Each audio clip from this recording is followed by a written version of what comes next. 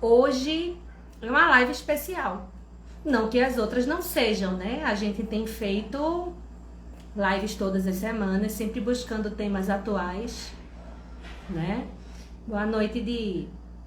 Mas hoje é uma live especial, a gente tem uma surpresa para vocês, um material bem legal, tá certo? Que a gente tá lançando, no final eu conto mais detalhes, tá bom? E aí, gente, a gente já fez há umas 2 semanas atrás uma live sobre público-alvo. 2 semanas não, 4 semanas eu acho, 3 semanas por aí. Uma live sobre público-alvo da odontologia domiciliar.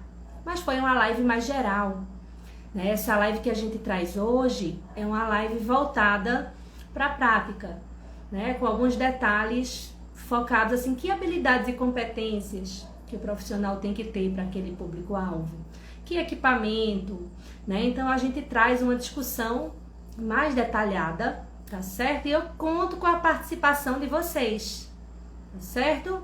Boa noite, Rodrigo, beijo pro Chile, beijo pra galera daqui, alunos, né, amigos, prazer estar aqui com vocês. Então vamos lá. Por que é que compreender público-alvo é importante, né? A gente comentou aquela frase que eu cresci ouvindo, né? Não tente abraçar o mundo, quem tenta agradar a todo mundo não agrada a ninguém, né? A gente tem aquela tendência no começo de um serviço de não querer recusar serviço algum, porque afinal de contas a gente precisa pagar as contas, precisa girar o serviço, né? Só que, gente, ocorre que quando eu não defino meu público-alvo, eu fico perdido que nem cego em tiroteio, né? Assim que a gente fala, atirando para todo lado, sem foco, né? E acaba gastando tempo, energia e recursos. Gasta dinheiro, gasta papel, gasta combustível, gasta tudo de forma desnecessária, né? Como eu queria quando a gente começou há 14 anos atrás, a H3 está fazendo 14 anos, ter a noção de algumas coisas que eu tenho hoje, que a gente tem discutido por aqui, né? Intuitivamente, como eu já comentei com vocês, a gente acertou muitas coisas. Por exemplo, intuitivamente a gente definiu nosso público-alvo. A gente definiu de forma intuitiva, mas se eu tivesse esse conhecimento e tivesse definido de uma forma mais organizada, tinha sido ainda melhor, né? Então, assim, por que é importante? Para eu posicionar meu serviço ou reposicionar. Se você já tem um serviço, você é sozinho ou você tem um sócio, né? E você ainda não sentou para definir bem direitinho isso e para definir suas ações com base no público-alvo, é sempre tempo, certo? Isso vai influenciar no investimento que eu vou fazer. E investimento, gente, não é só equipamento não, investimento em cursos, né? Tem cursos específicos para alguns públicos-alvo. Isso vai influenciar na estratégia do meu serviço, na logística do meu serviço, no marketing, porque conforme o meu público-alvo, eu vou definir para quem eu vou falar, como, quando, onde, né, de que maneira, e isso influencia de forma direta. Tá certo? Então, muitas vezes eu vou falar de forma direta com o paciente e outras vezes não é com o paciente, é com o responsável legal dessa pessoa, com o familiar. Muitas vezes o meu cliente não é o paciente, é aquela pessoa que está contratando, né? O familiar é o responsável. E a maneira de falar com cada uma dessas pessoas muda, certo? Então, na última live eu comentei também que esse público-alvo a gente pode definir por afinidade ou por estratégia, né? E tendo retomado esses conceitos, a gente segue para os conceitos seguintes, tá certo? Então, assim, por afinidade é aquilo que eu gosto. Eu, Cecília, quando eu estava na graduação, decidi que eu ia ser odontogeriatra. E eu amo trabalhar com idosos, e meus principais públicos-alvos são idosos, mas não só, né? Então, aí é a afinidade.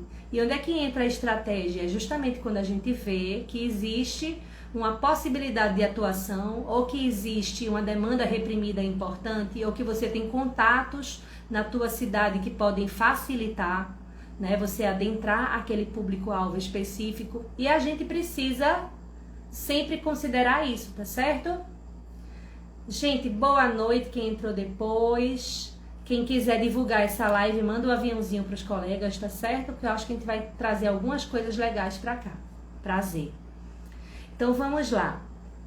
Deixa eu só pegar aqui para passar para vocês, né? Os principais públicos-alvo. Então eu vou falar de um em um que a gente já comentou na outra live, mas detalhando, tá certo?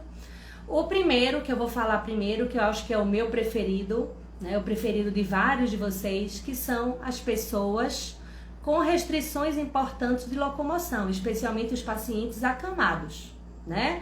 Porque se um paciente ele é cadeirante e ele tem uma limitação para se deslocar, porque às vezes para a família é penoso tirar o paciente da casa, colocar no carro, colocar a cadeira de rodas na mala do carro, depois abrir a cadeira de rodas quando chega, colocar o paciente na cadeira de rodas, muitas vezes é um prédio comercial, subir, né, o elevador para chegar naquele ambulatório, tirar o paciente da cadeira, e esse processo muitas vezes é muito exaustivo. Mas, gente, o paciente é cadeirante, se ele procura home care, ele está procurando por afinidade, porque ele pode se deslocar, né? Mas aqui eu penso nas pessoas acamadas. Né? Quem aqui que gosta de atender pacientes acamados? Comenta aqui comigo, bota assim, eu! Né? Meu público preferido, realmente. E aqui, gente, a gente tem que considerar que não é um público homogêneo. Nem todo mundo acamado é igual. Vocês já pararam para pensar sobre isso que eu estou dizendo? Vou repetir. Nem todo paciente acamado é igual. Não sei se vocês já pararam para pensar a esse respeito.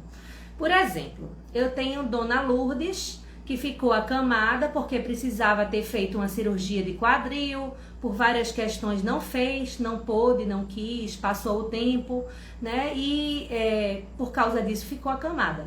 Eu tenho aquele outro paciente que tomou uma queda importante, teve uma fratura, acabou ficando muito tempo para se recuperar porque fez cirurgia, né? E foi perdendo, já tinha pouca massa muscular, foi perdendo massa, e ficou acamado por causa disso.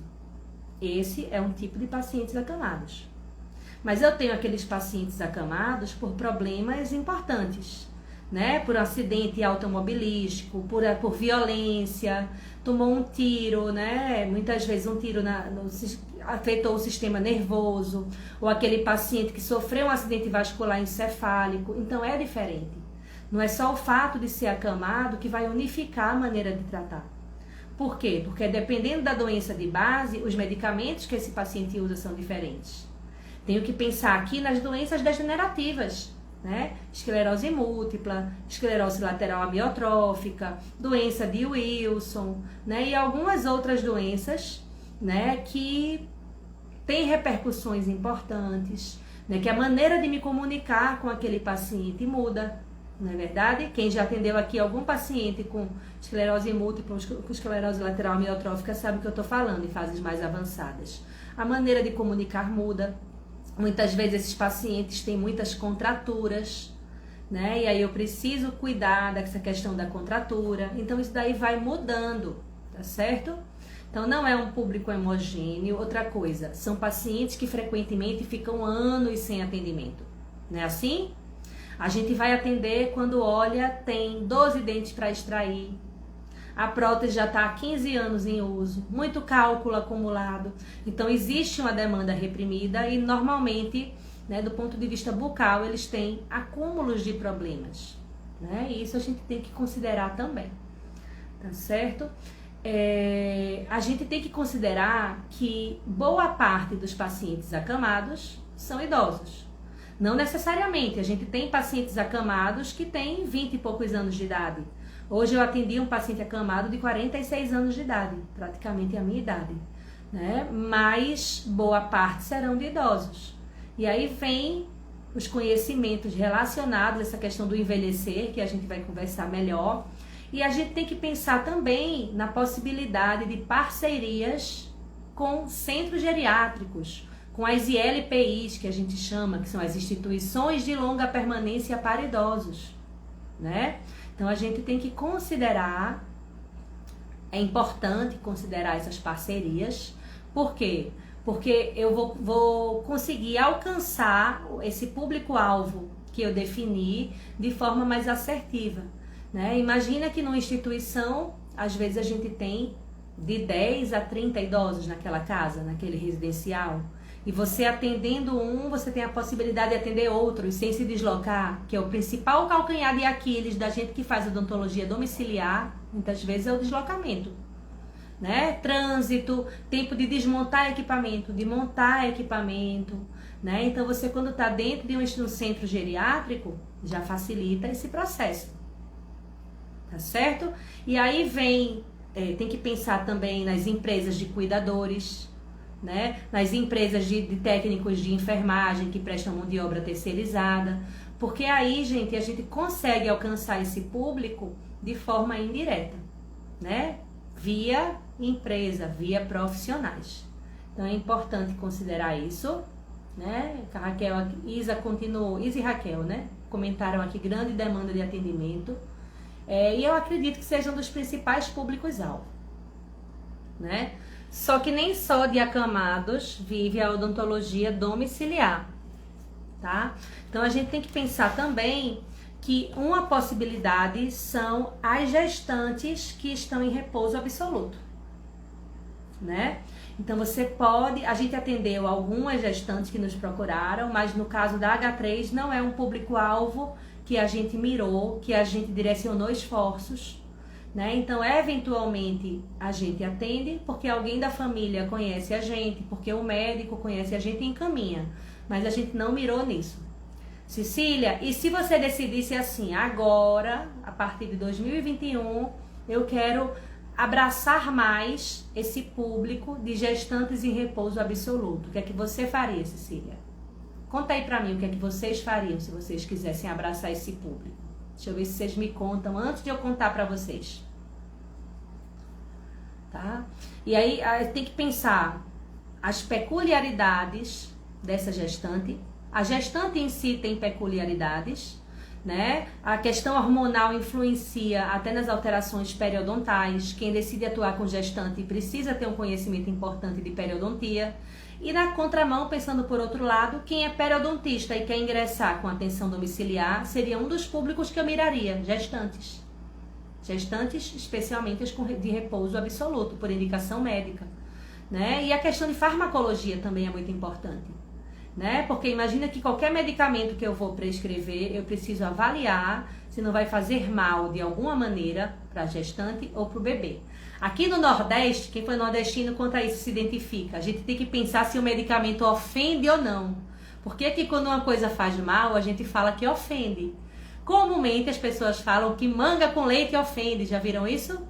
Ofende, ele faz mal. Então a gente tem que avaliar se aquele medicamento não faz mal. Deixa eu ver o que vocês comentaram aqui. Se eu fosse trabalhar com gestante, eu iria estudar sempre. A gente não para de estudar. Estudaria sobre os cuidados com gestantes. Olha aqui, minha amiga Sabida Relidório. E faria parceria com GO. Muito bem. GO, ginecologista e obstetra. Sabe o que é que eu ia fazer se eu quisesse abraçar o público de gestante? Eu ia procurar cursos de gestantes. Não tem? Curso de gestante, especialmente para mãe de primeira viagem, né? Que às vezes até o casal faz junto. O marido e a esposa fazem juntos. Eu ia procurar, se fosse Cecília, escola de pilates. Gestante faz o quê, gente? Pilates e hidroginástica, é ou não é? Eu iria nesses lugares. Eu ia colocar folder lá. Eu ia fazer palestra educativa lá. Eu ia fazer live com o professor do pilates sobre os cuidados na gestação. Vocês entendem como é que tudo muda quando a gente resolve direcionar para um público? Ó, aqui, minha amiga Marta, concierge. Saindo da parte técnica, porque a parte técnica é importante, com certeza parceria com a obstetrícia, claro, mas vejam que a hidroginástica e o pilates são questões importantes, né? Locais que fazem drenagem linfática. Eu, quando estava grávida, eu acho que do 2º mês até o 10º, porque eu parei com quase 10 meses, eu recebi drenagem linfática 2 vezes por semana. Uma fisioterapeuta vinha na minha casa. Foi um luxo que eu me permiti, porque eu trabalhei até o último momento, né? E eu tinha muito edema nas pernas, e eu estava com aquela fisioterapeuta, e se eu tenho parceria, a chance de eu receber aquela indicação é grande. Né? Deixa eu ver o que mais. Hospitais especializados, perfeito, maternidades. Diana fala, tem uma aluna que a mãe é GO e que ela vai fazer uma mentoria comigo só sobre atendimento de gestantes. E aí já vai falar da parceria com outras GOs. Muito bem. Né? Olha só, essa pessoa, ela tá procurando esse público não só por afinidade, é por estratégia. Já vi isso demais, já teve aluno que procurou a gente, teve um aluno que era ortodontista e começou a namorar com uma médica geriatra. Né? Tinha 15 anos de ortodontia nas costas e procurou a gente para qualificar o serviço dele, porque ele ia começar a atender pacientes geriátricos. Vejam só, né? Opa, estão me ouvindo? Comenta aqui comigo, eu acho que a conexão caiu um pouquinho. Eu estava comentando de um aluno que era ortodontista, começou a namorar com uma médica geriatra, e fez o curso de home care da gente, no caso foi o presencial, porque ele queria começar a atuar com paciente geriátrico. Pura estratégia, cara inteligentíssimo. Ligado no mercado, né, nas novidades e na possibilidade que ele tinha. Olha quantas indicações que ela não ia ter, né? Olha aqui, minha amiga, parceria com doulas, fantástico. Quem não sabe o que é doula? Doulas são profissionais que, em geral, têm alguma formação nessa parte, né, em ser doula, né? Podem ser enfermeiras, podem ser técnicas de enfermagem, pode não ter um curso específico da saúde. Quando eu estava grávida, eu contratei uma doula que era fonoaudióloga, mas era doula. Que é o quê? É tipo uma assessoria para o parto. Opa! Gente, desculpa. Falhando aqui meu tripé, soltou aqui. Né? Erros técnicos de quem faz ao vivo. Bom, estamos de volta. E aí essa doula, ela vai fazer uma assessoria ao parto, especialmente focada no parto normal, tá? E são profissionais que convivem a gravidez quase toda com a gestante, que o foco é aquele dia do trabalho de parto, mas convivem e orientam e influenciam, inclusive atividades físicas, massagem, exercícios para o períneo, e que podem indicar o dentista. Ó, pediram para falar de oncologia, vou falar. Pediram para falar de psiquiatria, vou falar. Transplantados, pré-transplantes, vamos falar também, tá certo? Então, gestantes, acho que tá visto. Se alguém lembrar de alguma coisa, comenta, tá certo? Pode comentar aqui com a gente. E aí eu vou falar de um público, que vocês até pediram, que são as pessoas com algum comprometimento na imunidade, né? E aqui entram alguns pacientes oncológicos, perfeito, mas não só os oncológicos. Quem mais que vocês pensariam que são pessoas que têm comprometimento na imunidade? Veja, o paciente às vezes tem a imunidade comprometida, mas até certo grau ele leva uma vida praticamente normal com alguns cuidados, né? Ele evita aglomeração, ele evita, sei lá, choque térmico, né? Tá no calor, tá no frio, evita comer comida de rua, né? Porque ele tem a imunidade comprometida, mas chega a um certo grau de comprometimento da imunidade que esse paciente muitas vezes é orientado a não sair de casa, não é verdade? A ficar dentro de casa e a receber atenção domiciliar, tá certo?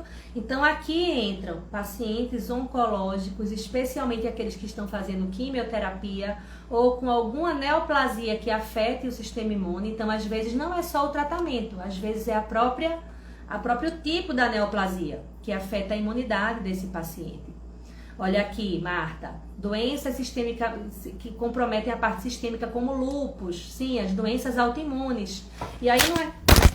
Nossa! Gente, desculpa mais uma vez. É a emoção que tá grande aqui. Você sabe que a gente faz live toda semana. Nossa Senhora. Isso nunca tinha me acontecido antes.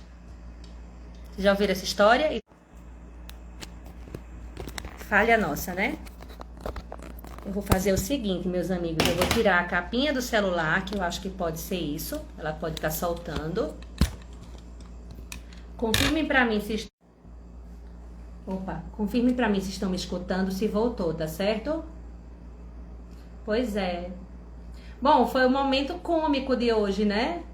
Queda de celular, o povo vendo o short da professora, né? Que eu era pra estar aqui com a calça de terninho e tô aqui de short. Só boto uma blusinha e short, né? Fiquei de cabeça pra baixo, pois é. Quem gostou, manda um aviãozinho pros amigos. Agora voltando para falar a verdade. Vou voltar, tá certo?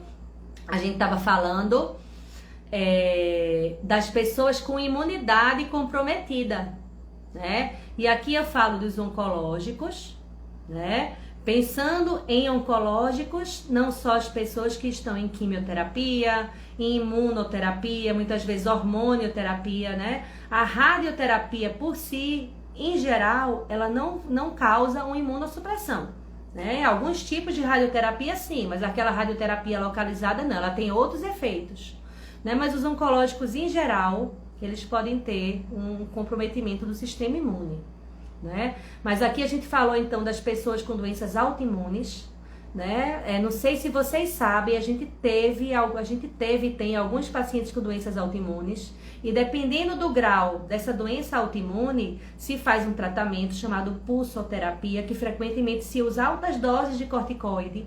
O paciente interna, o paciente vai para um hospital, usa corticoide de alta dose, com isso ele fica imunodeprimido, e aí tem os efeitos, inclusive desses corticoides. Muitas vezes ele tem mucosite, então não é uma quimioterapia convencional antineoplásica, né? Mas é um tratamento para aquela doença autoimune, né? Que vai comprometer o sistema imune do paciente, tá certo? Então, doenças autoimunes, AIDS, né? A SIDA, especialmente na fase ativa da doença.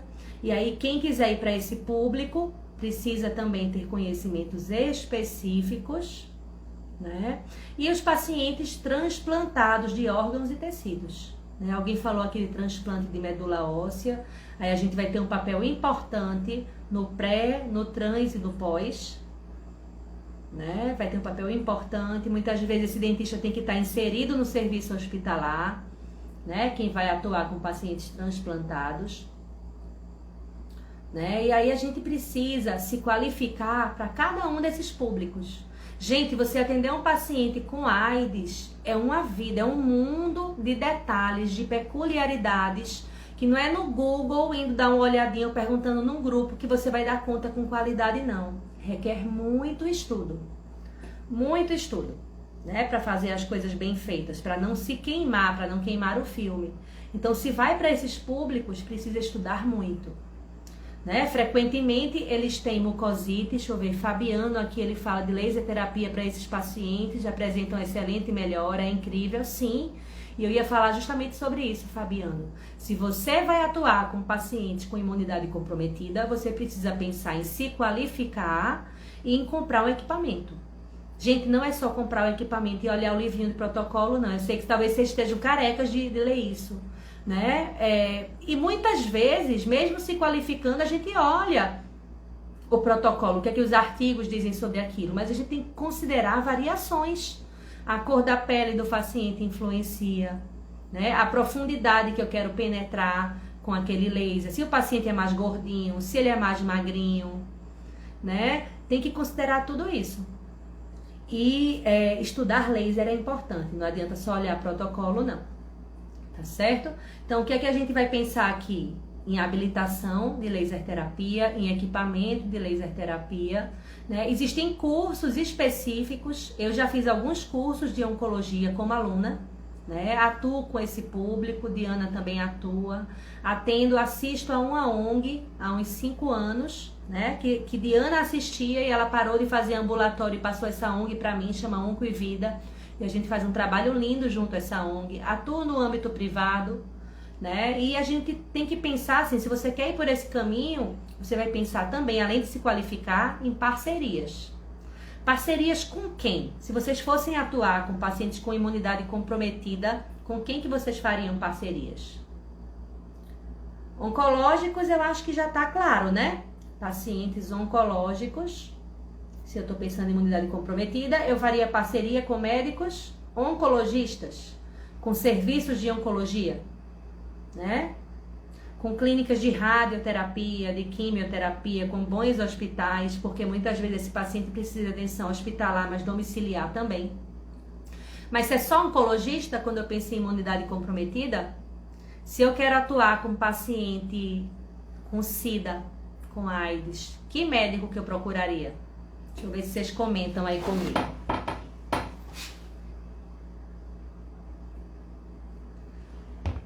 Se eu quero atuar num paciente com SIDA, com AIDS, que médico que vocês procurariam? Infectologista, não é isso, gente? Está em contato com o infectologista. Olha aqui, Raquel, reumatologista por causa das doenças autoimunes, perfeito. Nefrologista, com certeza. Carol, como pode ser a possibilidade de parceria? O que oferecer em troca? Gente, é assim, vai depender de cada caso. Já vi parceria até que a pessoa dava porcentagem. Eu não vou por esse caminho, tá? Porque eu acredito naquela história do ganha-ganha. Né? Eu não indico para alguém porque eu vou ganhar uma porcentagem, mas eu não condeno. A gente tem que avaliar como que funciona em cada cidade, como que funciona na tua cidade, né? Então, assim, as parcerias que a gente faz são com o foco de que, caso a gente trate esse paciente em conjunto, minha atuação ela vai agregar valor para o paciente, para o cuidado com o paciente, e isso vai ajudar no teu trabalho, né? Então, a gente mostra o que o trabalho da gente pode agregar para aquele paciente, para aquele profissional, né? E não é uma coisa, Carol, isso é importante, sua pergunta é muito relevante. Não é uma coisa que eu chegue para aquele profissional e diga: ei, vamos fazer uma parceria? A gente pode fazer isso, né? Pode, não vejo problema algum, tá? A gente tem uma parceria, eu e Diana, antiga, eu acho que tem praticamente os 14 anos de H3, que chama EAG, tá? Chama Equipe de Atenção Geriátrica, EAG. Isso foi o quê? Uma médica geriatra que quis montar um grupo, chamou a gente como dentista, chamou nutricionista, psicólogo, fonoaudiólogo, todas as áreas, na verdade, né? Enfermeira, tem uma enfermeira que cuida de feridas, que faz curativos. E a gente fez um cartãozinho de visita com o nome de todo mundo, o telefone de todo mundo, e a gente tem uma equipe, a gente tem um grupo de WhatsApp. Quando a gente está atendendo alguém que é do outro, a gente discute no grupo, porque frequentemente o paciente passa por todos nós. Isso foi uma parceria aberta. A gente fez assim, nós somos parceiros. Percebem? A gente tem parcerias com instituições geriátricas, com escolas de cuidadores, com com agências de cuidadores, é isso que eu quis dizer, né? E aí vai depender de cada situação. Tem instituição geriátrica que cobra uma porcentagem do tratamento que a gente faz, né? Não vejo problema algum. A gente está usando o ambiente deles, não é verdade? A eletricidade. Isso aí foi um comentário que fizeram um dia desse que eu nunca esqueci, que eu achei genial. Eu vou para um restaurante, consumo o alimento, a bebida e pago a conta. Eu não pago minha conta, mas eu pago 10% por estar usando aquele serviço. Não é verdade? E quase nunca a gente reclama dos 10%. Por que é que se eu estou atendendo numa instituição qualquer, eu não poderia deixar esses 10%? Ou outra porcentagem que seja combinada? Né? Então, a princípio, eu não vejo problema. Tá? Hoje já tem até alguns serviços, não sei se na cidade de vocês tem, aqui a gente tem, que é a Clínica Lar, né, que é de uma grande parceira nossa. Tem em Brasília, tem em João Pessoa, a Clínica Lar, onde ela junta profissionais que atendem em domicílio, desde advogado que atende em domicílio, enfermeiras, dentistas, todas as áreas, dermatologista, ginecologista, né? E ela indica para os pacientes que ela tem um cadastro, e quando a gente vai atender, a gente deixa uma porcentagem, tá? Então eu acho que tudo depende da situação. Tá? Agora, eu nunca procurei alguém e fiz assim, vamos fazer uma parceria, vou lhe dar uma porcentagem, tá certo? Não foi por aí. Eu acho que o principal foco é agregar valor ao cuidado que o profissional está prestando e ao cuidado que o paciente vai receber, tá certo? Carol, Diana fez uma live show sobre parceria. Eu acho que vale a pena depois você procurar lá no IGTV da gente para assistir. E também no YouTube, tá certo? Bem bacana. Mas a gente tem que pensar então parcerias com esses profissionais. Deixa eu só passar aqui para outro público que é um dos meus preferidos também, que são as pessoas em cuidados paliativos. Né? Quem é que atua aqui com pacientes em cuidados paliativos? E quem não atua, que gosta, que acha interessante atuar nessa área? Né? Eu acho que quando a gente começou a atuar com cuidados paliativos, nem se falava em cuidados paliativos. A gente começou a fazer cuidados paliativos sem saber que estava atuando nessa área. Né? Depois a gente foi estudando mais e mais, e é uma área, é um dos públicos-alvos da gente da H3. A gente tem esses públicos-alvos de forma aberta. E aí, quem é que a gente vai procurar? Se eu quero divulgar meu serviço nessa área, se eu quero ficar conhecida para atuar nessa área, em profissionais que também atuam em cuidados paliativos, né? Aqui a gente conhece psicólogos que atuam em cuidados paliativos, médicos diversos que atuam em cuidados paliativos, né? E aí a gente vai procurar para trocar casos. Tá com um paciente em cuidados paliativos, você vai perguntar quem é o seu médico, né? E aí vai dar um oi. Vejam só como é que é a questão da parceria. De uma área para outra a gente vai lembrando de detalhes. Oi, doutor, boa noite. Aqui quem está falando é Cecília, eu sou cirurgiã dentista e estou prestando cuidados ao paciente fulano de tal. Gostaria de discutir o caso, né? Hoje eu passei um tempão, por coincidência, discutindo com um médico que atua com cuidados paliativos de um paciente com cialorreia, com escape salivar. Né? E a gente está trocando ideias fantásticas, né? Que ele já me indicou esse paciente por causa de outro paciente que eu atendi. Então a gente não fez uma parceria de forma aberta, entendem? Que profissionais que vocês procurariam? Aí aqui a Isa anotou geriatras, fisioterapeutas, sim, com certeza. Né? Na verdade é muito amplo, gente. Cuidados paliativos é muito amplo e a gente pode ter uma gama de profissionais aí, mas eu procuraria saber quais são os serviços, quem atua bastante, e apresentaria meu serviço. Tá? Na live de parceria vocês vão ter mais informações sobre isso. Quais são as principais queixas, os principais problemas bucais de quem tem cuidados paliativos? Agora eu falei cialorreia, é importante, mas não é o principal. Xerostomia, secura bucal, sensação de boca seca, é mais prevalente do que a cialorreia nas pessoas em cuidados paliativos. Né? Então eu preciso conhecer o manejo, né? E aqui eu não estou puxando sardinha, mas é importantíssimo a gente estudar saliva, né? Percebam que talvez até por isso que eu estude tanto saliva, né? Porque saliva tem tudo a ver com pacientes em cuidados paliativos, com pacientes oncológicos, que são públicos-alvos da minha atuação, percebem? Então, aqui Raquel e Isa fala xerostomia, perfeito. Dor e infecção, né? Também são problemas importantes. Pacientes em cuidados paliativos, frequentemente, eles podem ter infecções oportunistas, e eu preciso cuidar da melhor maneira, eu preciso fazer avaliações periódicas para diagnóstico precoce, para aquilo não progredir. A mesma coisa da dor, né? A pessoa está com a doença que ameaça a vida, não necessariamente uma doença que a pessoa está em fases finais, em fases terminais. Muitas vezes o paciente vai ter um diagnóstico de uma doença onde ele vai viver 10, 15, 20 anos ainda, mas ele está em cuidados paliativos e o foco é prestar conforto, né? Saliva é muito importante para cuidados paliativos, para cuidados paliativos, para oncológicos é fundamental. Aqui diz, a disfagia é importante, importantíssimo. E a disfagia do paciente de cuidados paliativos é o que frequentemente causa a cialorreia e a cialostase. Cialorreia é o escape salivar, a cialostase é a estagnação salivar, porque o paciente é disfágico, né? Infecções sistêmicas, perfeito, gente. E aí, assim, é só o conhecimento técnico? Não, a gente tem que saber como tratar. A parceria também é importante?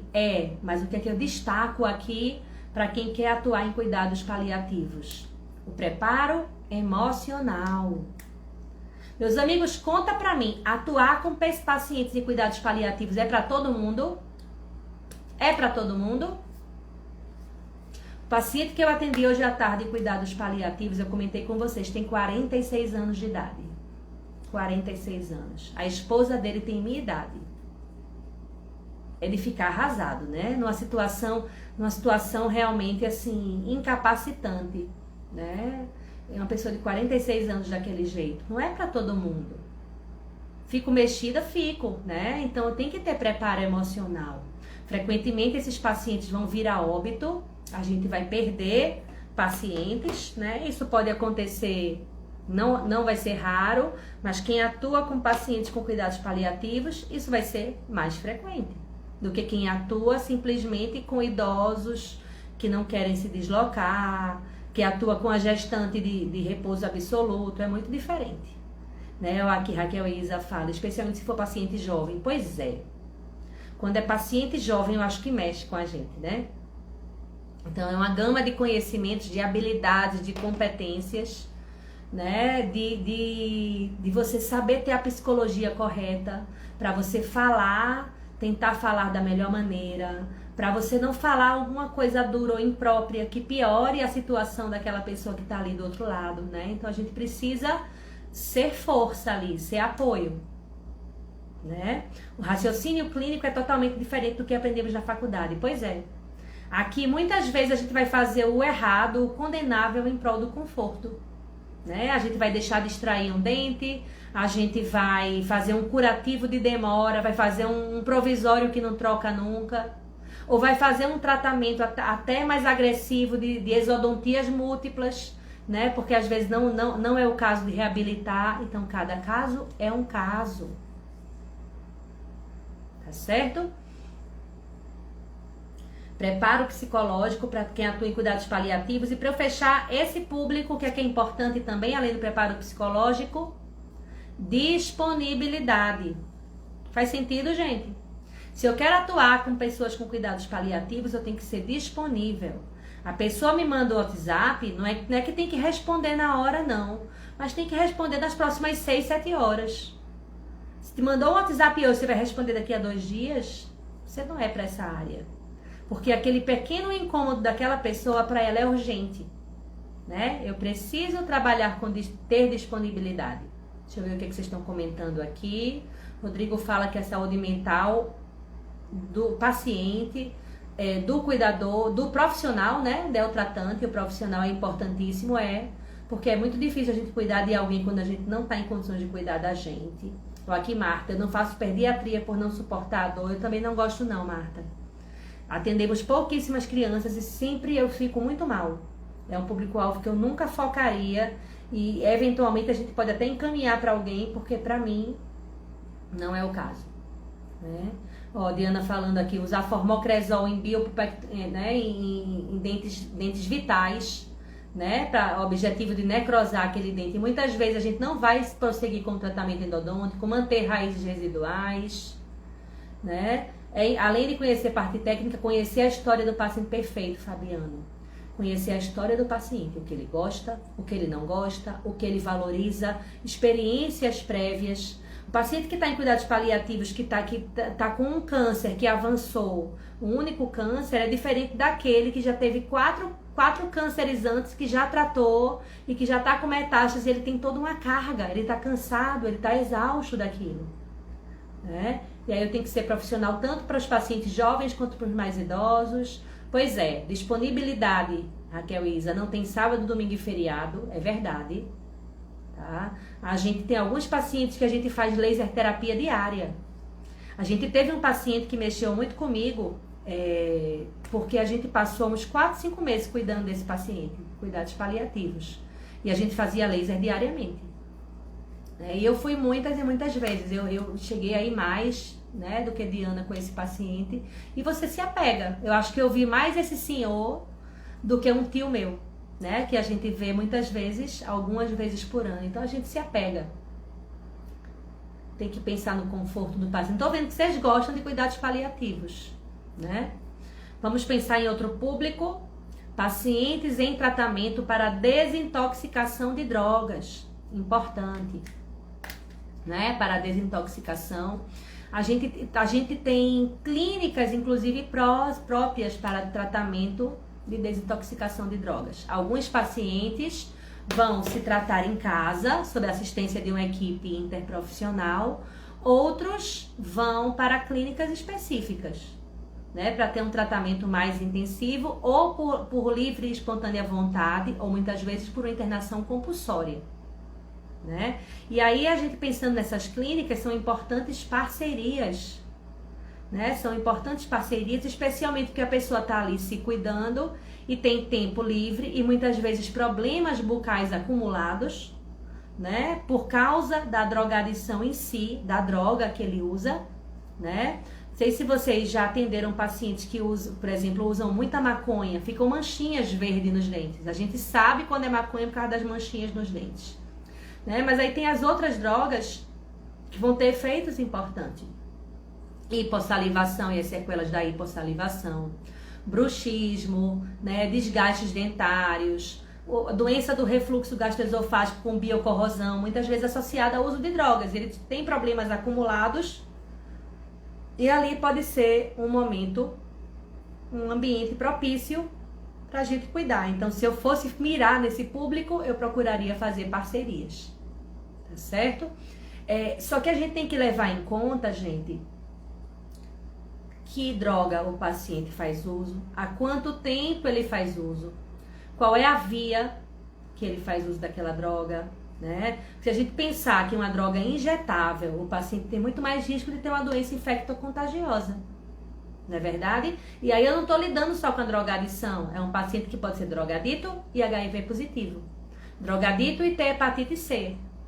A gente tem que se atentar para isso, né? É um paciente que muitas vezes tem um problema hepático importante por causa de consumo de algumas drogas, consumo de álcool, consumo de êxtase, e aí vai, certo? E a gente tem que pensar que o paciente em desintoxicação de drogas frequentemente é um paciente psiquiátrico. Ele pode ter problemas psiquiátricos importantes em decorrência do uso da droga e da cessação. Parar de usar não é fácil. Qualquer droga, gente, cigarro comum, fumo comum, parar de fumar não é fácil. Muitas vezes quem vai parar de fumar usa medicamentos, né? Medicamentos importantes, medicamentos tarja preta, como a gente chama, fica ansioso, começa a comer mais, altera o sono, altera o intestino, não é? Então, o próprio uso da droga pode causar problemas psiquiátricos, a cessação do uso também, e o paciente pode ser dependente químico por causa de problemas psiquiátricos, por uma consequência. Ele tem um problema psiquiátrico importante e como uma fuga, ele pode fazer uso da droga. Então vejam que é uma via de vários lados aí, e eu preciso conhecer isso daí. Né? Luara falou aqui, perfeito, Luara, preciso lidar com a família também. Sim, família sofrida muitas vezes, cansada, exausta, né? E a gente precisa muitas vezes ter o apoio dessa família e dar apoio para essa família.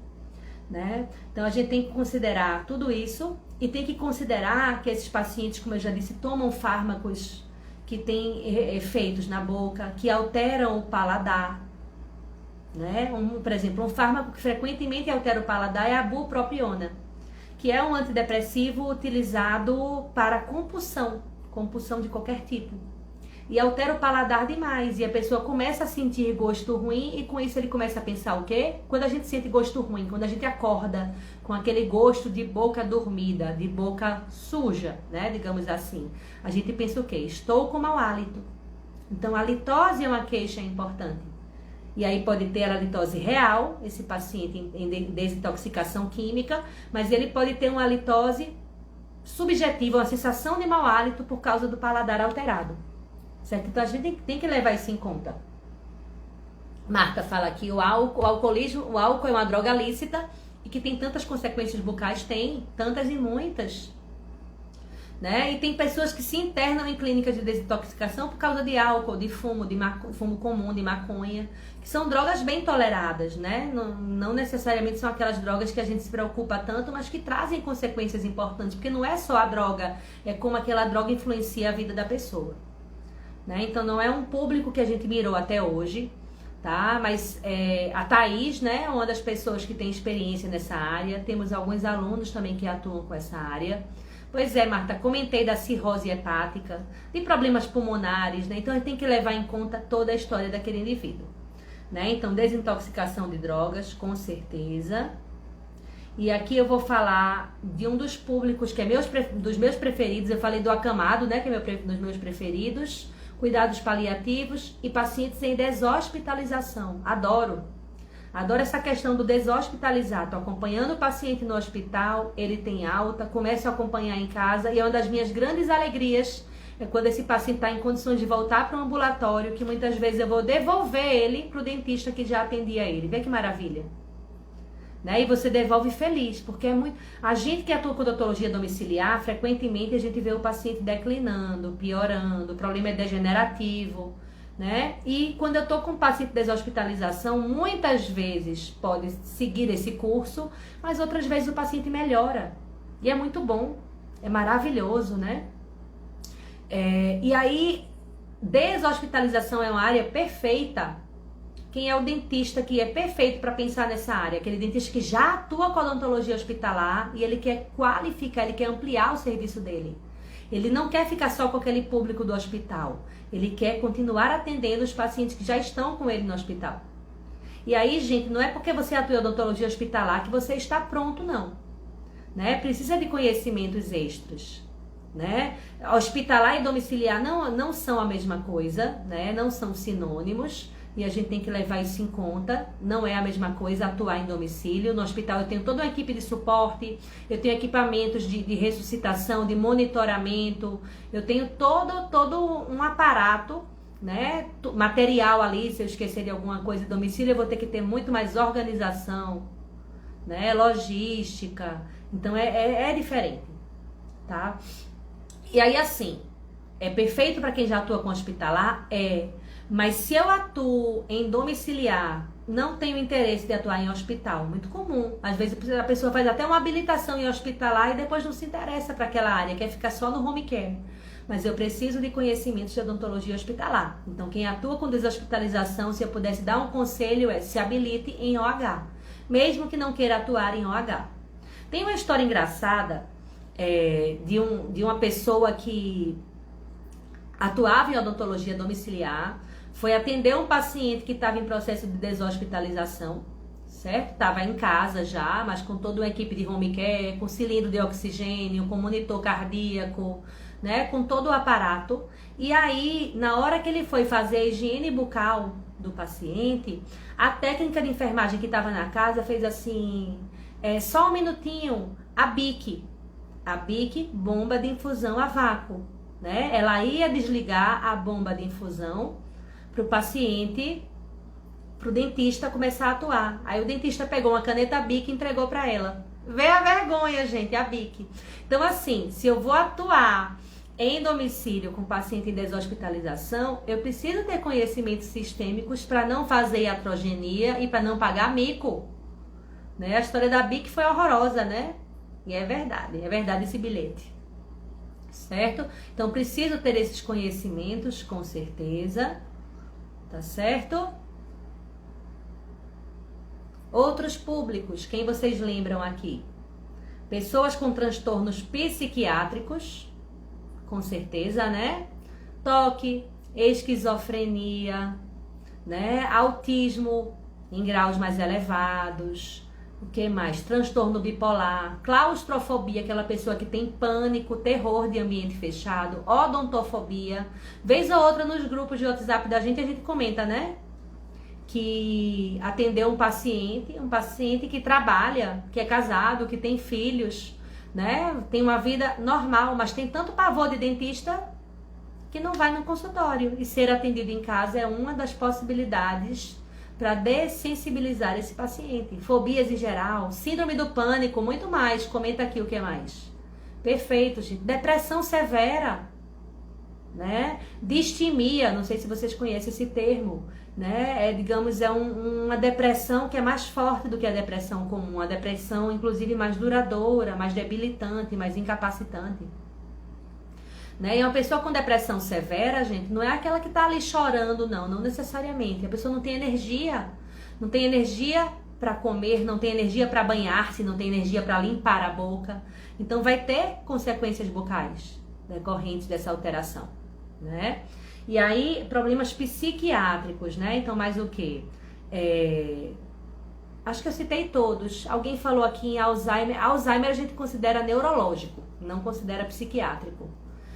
Odontologia assistiva, que legal vocês aí. Síndrome pós-traumática, com certeza. Né? E tem muitas possibilidades. Aqui eu estou listando os principais. Né? E aí eu preciso conhecer a doença, preciso conhecer o tratamento da doença, preciso conhecer o doente, porque a gente não cuida de doença, a gente cuida de gente, é ou não é? Né? Preciso conhecer a história daquela pessoa, o que ela gosta, o que ela não gosta, né? Isso tudo influencia, né? E a gente precisa conhecer, precisa compreender a peculiaridade da doença e do tratamento, tá certo? O que mais? Precisa interagir com a equipe. Paciente psiquiátrico, frequentemente, ele está sendo assistido por vários profissionais.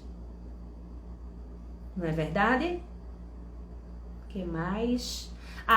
Mais importante quando eu penso em pacientes psiquiátricos, é que quando a gente atende em domicílio, esse vínculo que o ambiente domiciliar favorece, né, entre o profissional e o paciente, pode inclusive dessensibilizar, facilitar o tratamento odontológico continuado e diminuir as internações para tratamento sob anestesia geral. Vocês já pensaram nisso?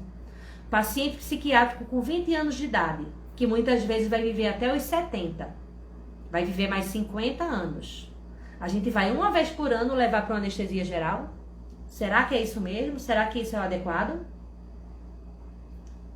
Quando tem muitos problemas acumulados, eu até acho oportuno levar para um centro cirúrgico, fazer sob anestesia geral para tentar zerar os problemas.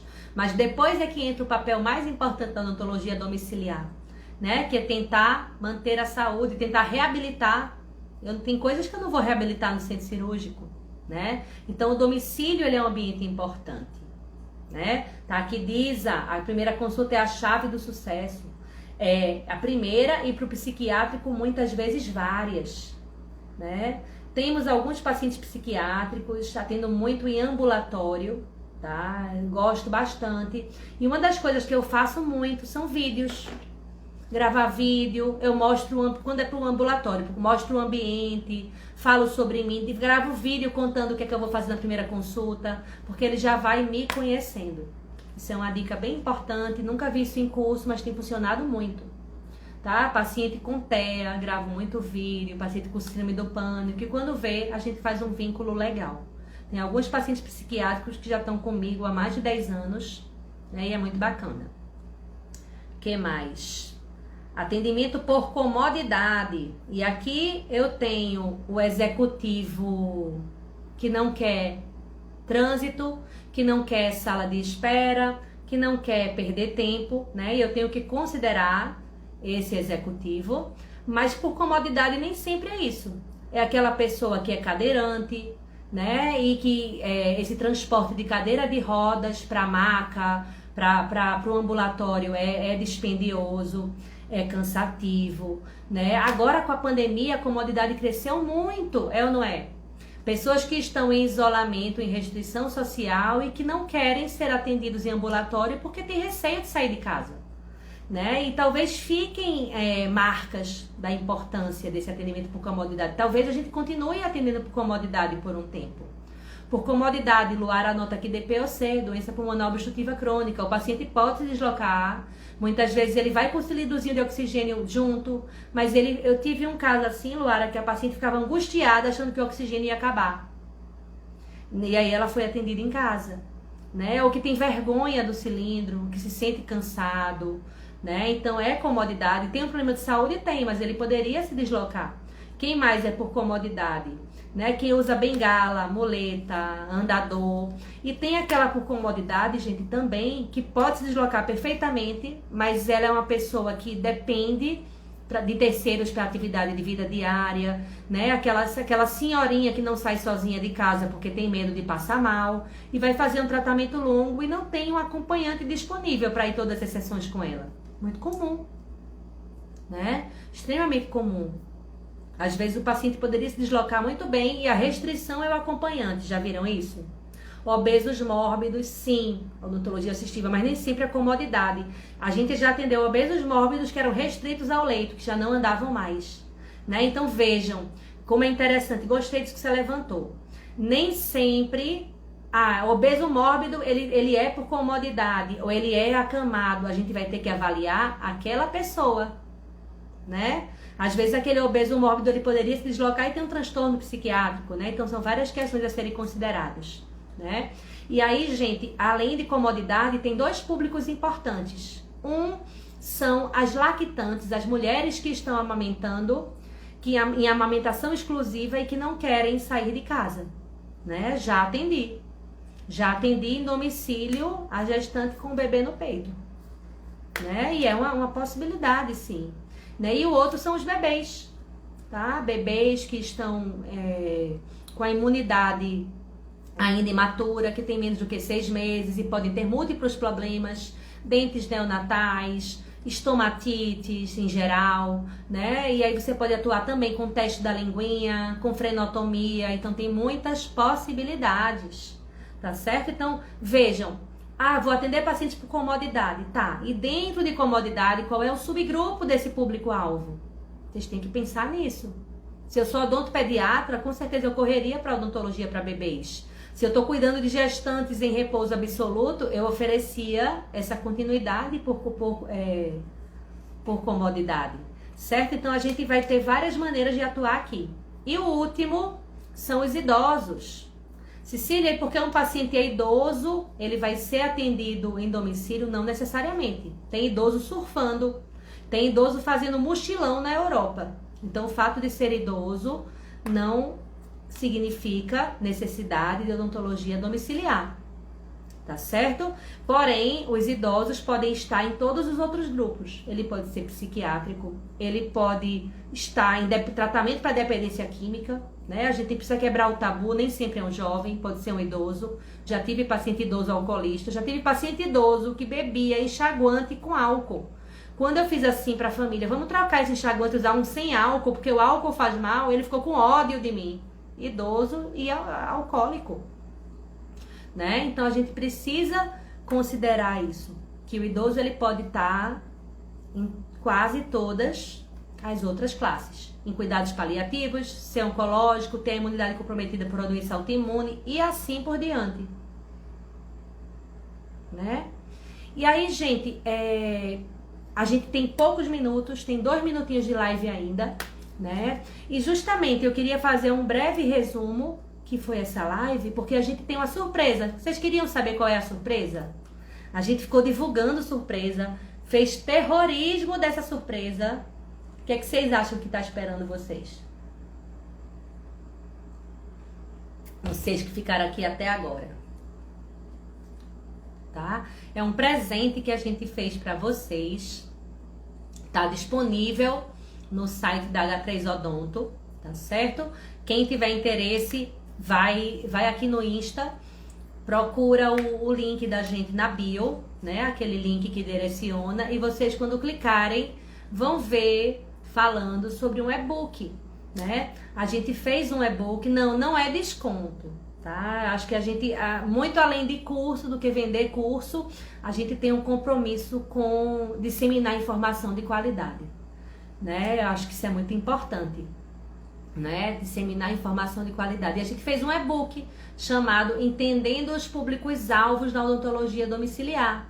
E aí esse conteúdo que eu conversei com vocês nessa live tá lá em detalhes, mastigadinho, tá certo? Bem mastigadinho, ilustrado. Tem alguns vídeos de pessoas que deram depoimento, que vocês clicam ali e direciona para os vídeos para conhecer mais. E o mais legal é que é um e-book vivo, é um e-book que tem a possibilidade de a gente agregar conteúdo, que a gente pode editar, pode agregar, a gente está sujeito a sugestões, tá certo? E realmente foi um presente que a gente quis dar para vocês, tá? Depois deem um feedback pra gente, tá certo? Vão lá, baixem o e-book e depois deem um retorno pra gente, porque a gente fez com muito carinho, né? Discutiu bastante, estudou bastante para montar esse material para vocês, tá certo? Fico feliz com a participação de vocês, tá? E até a próxima live, né? Até a próxima semana. Conta pra gente do e-book, tá certo? O que é que vocês acharam? Boa noite, gente. Tchau, tchau.